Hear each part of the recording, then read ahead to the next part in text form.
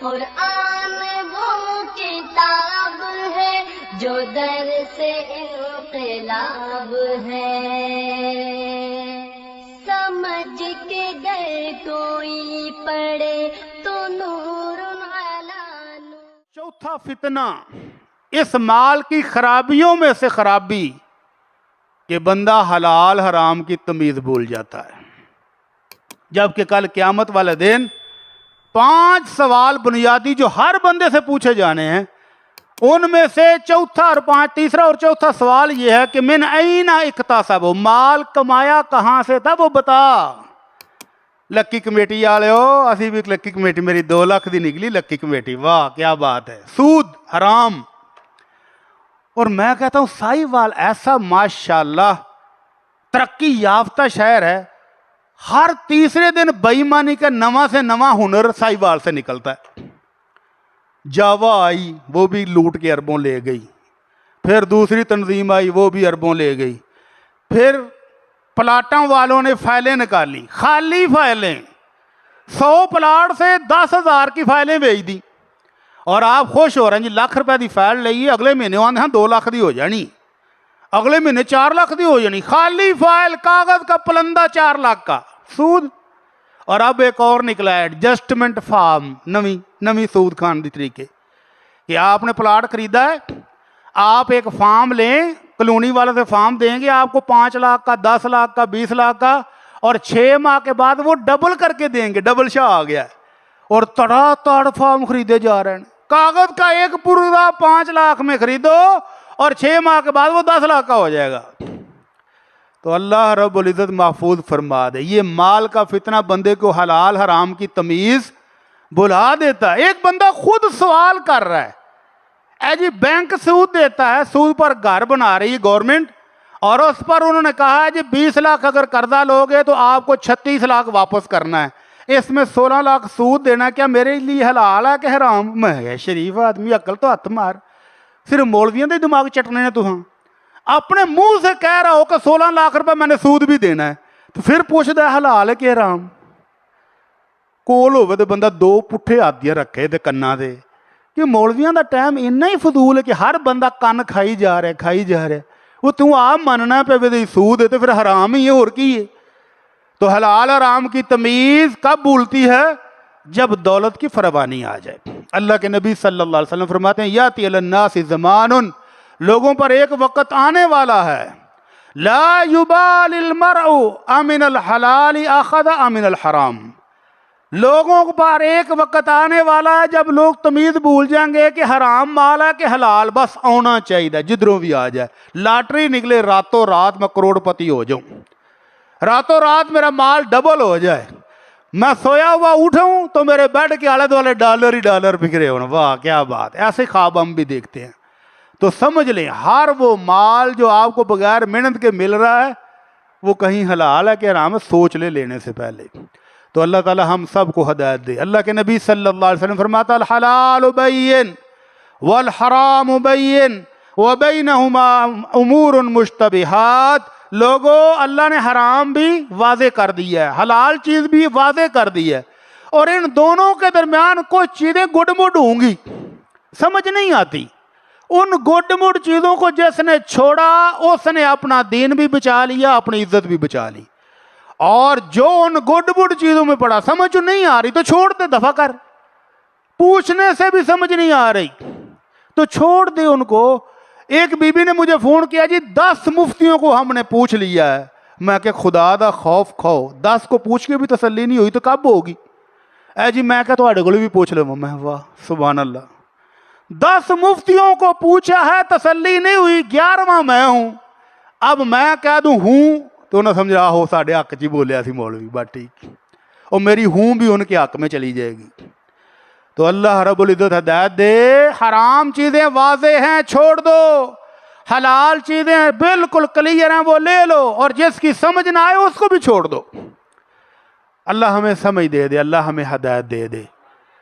تو 5ویں چیز جو مال زیادہ آنے کے بعد خرابیاں ہوتی ہیں، مال کی وجہ سے ازمائش بنتا ہے، فتنہ بنتا ہے، 5ویں خرابی کیا ہے کہ ہم دوسروں کے حق کھانا شروع کر دیتے ہیں۔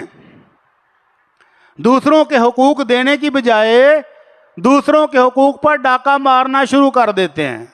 बहनों की विरासत तो हम पी जाते हैं शरबत समझ के, मिल्क शेक बने हैं पी जो, बहनों को तो हक देना ही कोई नहीं, और कमज़ोर भाइयों को भी नहीं देना। अगर तगड़े भाई ने कब्जा कर लिया है तो सारी उम्र वो लेकर दिखाएगा, कैसे लेकर दिखाता है।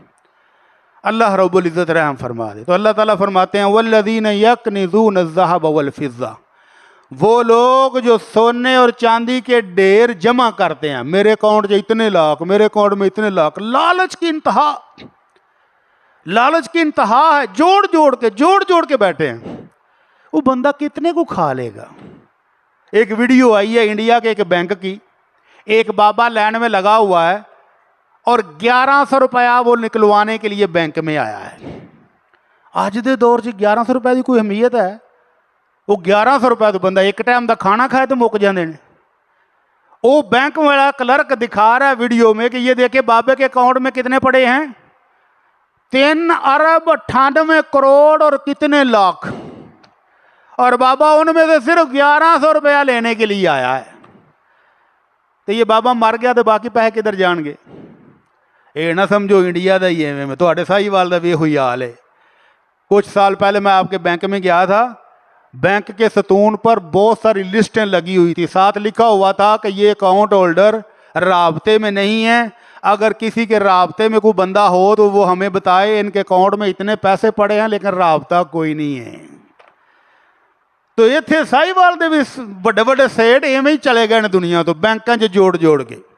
तो अल्लाह कहते हैं जो जोड़ जोड़ के खजाने बनाकर चले जाते हैं, ना ज़कात देते हैं, ना सदका खैरात करते हैं, ना हकदार को उसका हक देते हैं, कल क़यामत को यही सोना और चांदी जहन्नम की आग में तपाया जाएगा।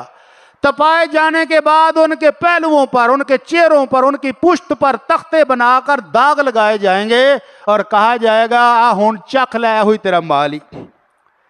अल्लाह कहेंगे चखो ये माल है।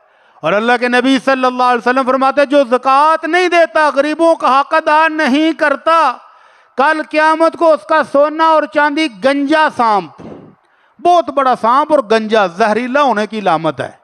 जिस सांप के सर के ऊपर बाल शल कोई ना हो वो सख्त जहरीला होता है, वो उसके चेहरे के विरुद्ध लिपट जाएगा और डंग मारेगा चेहरे के ऊपर और कहेगा आना कंजो का आना मालुक, मैं तेरा माल, मैं तेरा खजाना, वो बैंक बैलेंस जो छड़ गया तो मैं वो ही हाँ, चख हुण। तो 5वीं खराबी क्या है? हकूक तलफी।